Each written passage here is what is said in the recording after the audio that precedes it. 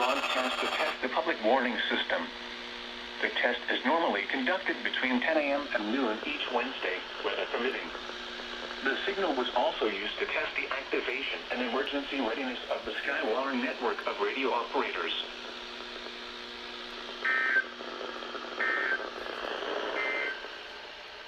This is NOAA weather radio. Okay, let's see if anything happens again. Serving the Coachella Valley and the Riverside County mountains 24 hours a day from the National Weather Service. That was an interesting test. California. So let's see. Forecast for Imperial The 259 went off. The HH54 went off. These two radios went off. Once again, I had this disabled because I keep forgetting to change the batteries. This one didn't go off. These two went off for the weekly test.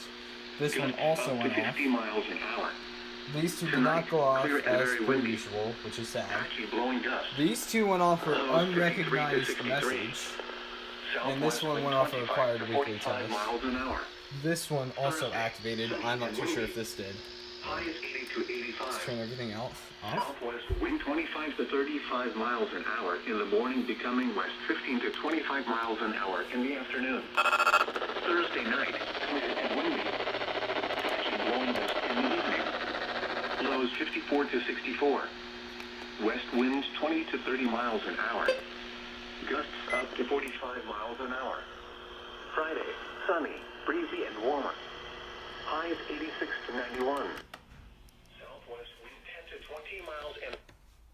Yeah, that was your test. I hope you enjoyed the video. Like, comment, and subscribe for more content. This is one of the first tests where the FR800 actually goes off a required weekly test, and then both zone guards go off for unrecognized message.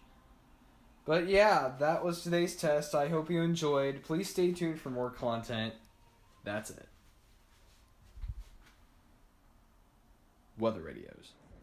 Here's a little update from the test. Apparently, the Zone Guard Plus did a 6 hour, so...